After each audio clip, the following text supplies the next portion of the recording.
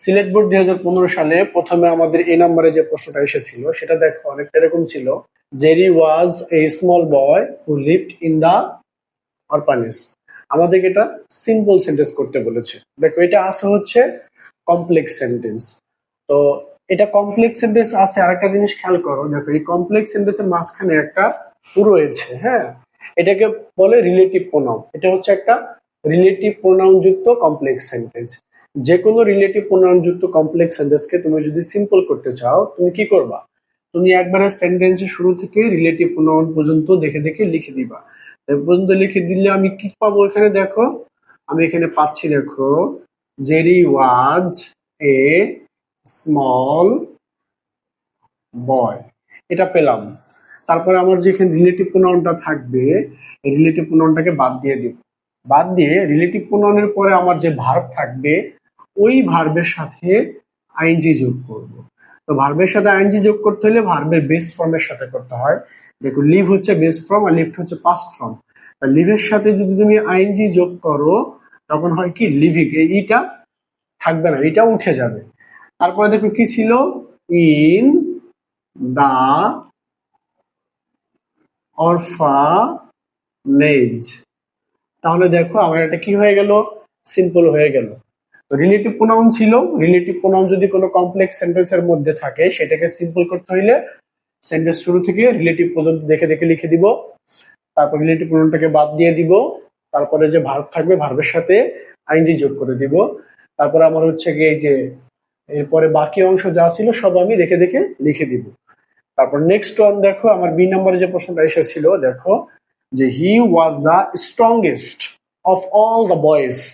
এটাকে করতে বলেছি কি? দেখো পজিটিভ, এটা আছে হচ্ছে তোমার সুপারলেটিভ ফর্মে আছে। কিভাবে বুঝলাম? দেখো স্ট্রংগেস্ট অ্যাডজেক্টিভের সুপারলেটিভ ফর্ম। তো একটা সুপারলেটিভ ডিগ্রিকে তুমি যদি পজিটিভ করতে বলে তোমাকে, তুমি প্রথমে লিখবে একটা নো আদার। তো আমি এখানে লিখলাম নো আদার। তারপরে তুমি দেখবা এই সেন্টেন্সের মধ্যে আমার অ্যাডজেক্টিভ কোনটা হবে? স্ট্রংগেস্ট। আর যদি কোথাও অফল থাকে অফলটাও বাদ দিয়ে দিবা। তারপর এখন কি আছে দেখো, দা বয়েজ। ওইখানে দা বয়েজটা এখানে হয়ে যাবে কি বয়, কারণ আমি এখানে শুরুতে নো লিখেছি। তাহলে নো আদার বয়। তারপর হচ্ছে কি আমার দেখো এই যে যে ভার্বটা এখানে ছিল এই ভার্বটাকে এখানে লিখবো। ওয়াজ ভার্বটাকে এখানে নিয়ে যাবো। দেখো নো আদার বয় ওয়াজ। তারপর আমি এখানে একটা এস দিব। তারপর হচ্ছে গিয়ে আমি কি করব? এই অ্যাডজেক্টিভের পজিটিভ ফর্ম লিখবো। তাহলে স্ট্রংগেস্ট এর পজিটিভ ফর্ম হচ্ছে স্ট্রং। তো আমি কি করলাম দেখো, প্রথমে একটা নো আদার লিখলাম। তারপর এই সেন্টেন্সে যে অবজেক্ট ছিল দা বয়েজ, এই দা বয়েজ কে আমি সাবজেক্টে নিয়ে আসছি। তবে এখানে ছিল প্লুরাল ফর্ম, এসটা এখানে হবে না।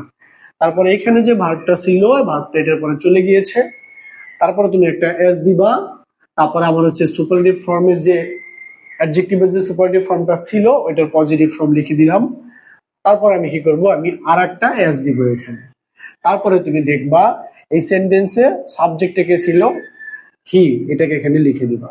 তাহলে দেখো এটা আমার হয়ে গেল কি পজিটিভ ফর্ম। এটা আমি কিভাবে করলাম? যে কোনো সুপারলেটিভ ডিগ্রিকে তুমি যদি পজিটিভ করতে চাও শুরুতে একটা নো আদার লিখবা। তারপরে এই সেন্টেন্সে অবজেক্টে যে থাকবে ওকে নিয়ে আসবা। স্ট্রংগেস্ট অবজেক্ট কোথায় পাবো? অ্যাডজেক্টিভের পরের অংশটা কি অবজেক্ট থাকে। তবে যদি কোথাও অফল থাকে অফলটা আমরা লিখবো না। তো নো আদার বয়, তারপরে ভার্বটা এখানে চলে যাবে ওয়াজ ভার্বটা। তারপরে একটা অতিরিক্ত এস দিব। তারপরে হচ্ছে কি আমার এই যে যে অ্যাডজেক্টিভ থাকবে সুপারলেটিভ ফর্ম এটাকে আমি এখানে পজিটিভ করে দিব। তারপরে আর একটা এস দিব। তারপর হচ্ছে গিয়ে সাবজেক্টে যে ছিল আমি সাবজেক্ট এখানে অবজেক্টে নিয়ে যাব। তাহলে আমার হয়ে গেল কি এটা পজিটিভ ফর্ম। তাহলে দেখো আমরা 3 নম্বরে আমাদের যে প্রশ্নটা এসেছিল, দেখো এখানে বলেছে he also did some unnecessary things for her. তো দেখো এখানে আমাদের এটা আমাদেরকে প্যাসিভ করতে দিয়েছে। কি করতে দিয়েছে? প্যাসিভ। তো এটা আছে হচ্ছে অ্যাক্টিভ ফর্মে, করতে দিয়েছে প্যাসিভ। তো তোমাকে অ্যাক্টিভ থেকে যদি কখনো প্যাসিভ করতে দেয় তুমি কি করবা? দেখবা এখানে সাবজেক্ট কোনটা। দেখো এটা সাবজেক্ট, আর দেখো ডিড হচ্ছে ভার্ব, আর সাম আননেসেসারি থিংস এটা হচ্ছে অবজেক্ট এই পুরোটা। আর ফর হার এটা হচ্ছে এক্সটেনশন। এটা যেভাবে আছে আমরা এটা সেভাবেই রাখবো। তো আমার কাজ হচ্ছে এখন অবজেক্টটাকে সাবজেক্ট করে নিয়ে আসা। তো অবজেক্টটা ছিল কি সাম আননেসেসারি থিংস, আমি এটাকে সাবজেক্ট করে নিয়ে আসলাম। দেখো সাম আননেসেসারি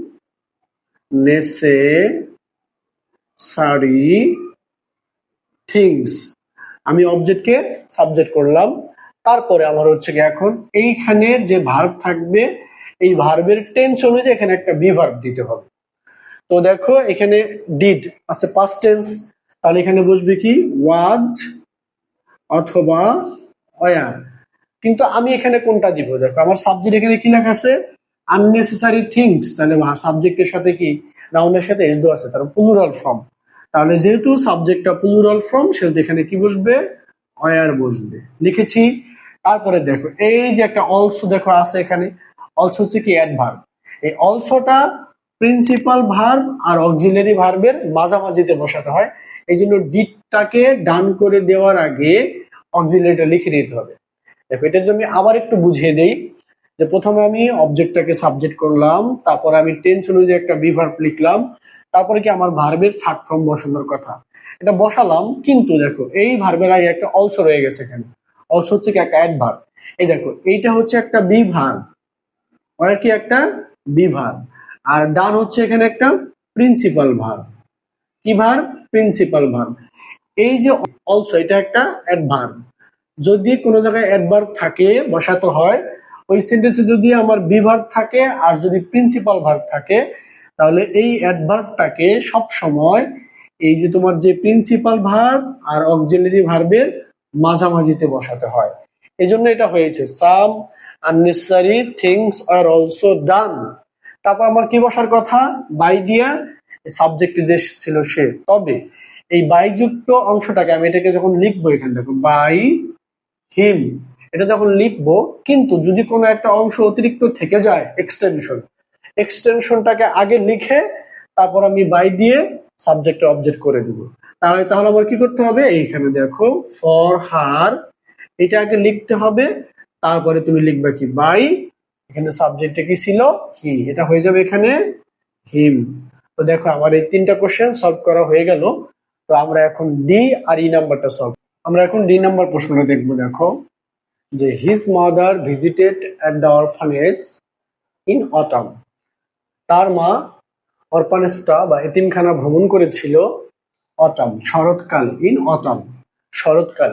এটাকে আমার করতে দিয়েছে কমপ্লেক্স, এটাকে কমপ্লেক্স করার জন্য আমি যেটা করব, একবারে সেন্টেন্সের এইখান থেকে শুরু করে এই পর্যন্ত সব ঠিক রাখবো। দেখো তো লেখা আছে এখানে, দেখো কি হিজ মাদার, এটাকে দেখে দেখে লিখবো ভিজিটেড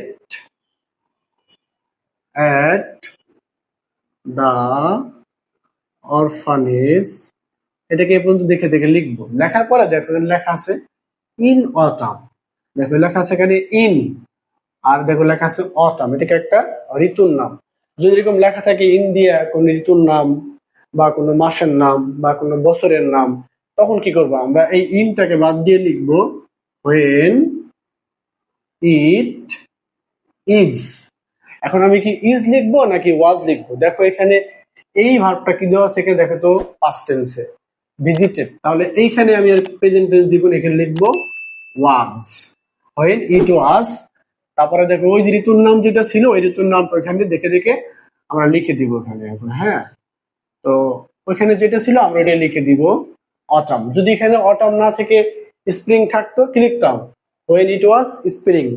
যদি থাকতো এখানে মাসের নাম কোনো জানুয়ারি ফেব্রুয়ারি, লিখতাম কি when it was জানুয়ারি আর ফেব্রুয়ারি, এরকম করে আমরা লিখে দিতাম। তাহলে আমার দেখো এটা কি, আমি এটাকে কমপ্লেক্স করে ফেললাম।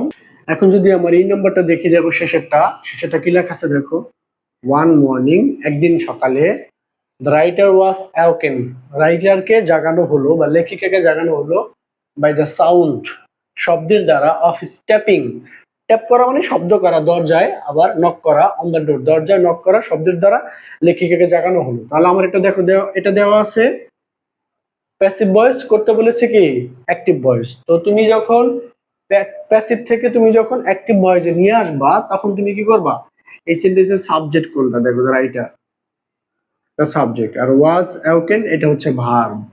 এবং দেখো যে এখানে এই যে দা সাউন্ড থেকে শুরু করে ডোর পর্যন্ত পুরোটা এখানে object, the sound of his tapping on the door, পুরোটা এখানে অবজেক্ট।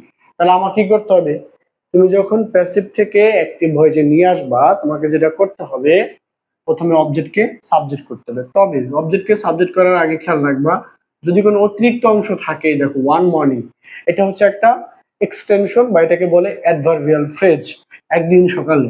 তো এইটাকে আমরা যেখানে ছিল ওটাকে আমরা ওইখানেই রাখবো। তো আমরা এটাকে এখানে রেখে দিলাম, তারপর কমার জায়গায় কমা দিলাম, তারপর আমার অবজেক্টে কি ছিল দেখো, the sound of his tapping on the door. আচ্ছা, এটা আমি একটু মুছে দিই। ট্যাপিং অন দা ডোর, তারপর আমরা কি করবো, ভার্বটাকে লিখবো এখানে। অবজেক্টটাকে, পুরো অবজেক্টটাকে দেখতে গেলে লেখা শেষ, এখন আমরা কি করবো, ভার্বটাকে লিখবো। কিন্তু আমি যখন অ্যাক্টিভ ভয়েস করব তখন এই যে ওয়াজ ভার্বটা থাকতে পারবে না, শুধু এই ভার্বটা আসবে। তবে এই ভার্বটার তো কি প্রেজেন্ট ফর্ম নাকি পাস্ট ফর্ম নাকি পাস্ট পার্টিসিপল ফর্ম, কোনটা আনবো? দেখো এইটা কি আছে, ওয়াজ পাস্ট টেন্স, তাহলে এই ভার্বে কি আসবে, পাস্ট টেন্স। তাহলে অ্যাওকেনের পাস্ট ফর্ম এই অ্যাওকেন্ড, এটাই পাস্ট ফর্ম। তাহলে অ্যাওকেন্ড, কাকে অ্যাওকেন্ড করছে দেখো, সাবজেক্টে কে ছিল, দ্য রাইটার, দ্য রাইটার। তো দেখো আমরা কি করলাম, আমাদের সেন্টেন্সটা কি হইলো, ওয়ান মর্নিং, একদিন সকালবেলা, the sound of stepping on the ডোর, দরজায় তার কড়া নাড়া শব্দ, অ্যাওকেন দ্য রাইটার, রাইটারকে জাগিয়ে তুললো। হ্যাঁ, তো দেখো আমাদের 5টা কোশ্চেন সলভ করা হয়ে গেল। এরপর আমরা অন্য কোনো একটা বোর্ড কোশ্চেন নিয়ে তোমাদের সামনে চলে আসবো। সেই পর্যন্ত সবাই ভালো থাকো, সুস্থ থাকো, সবাইকে ধন্যবাদ। আসসালামু আলাইকুম।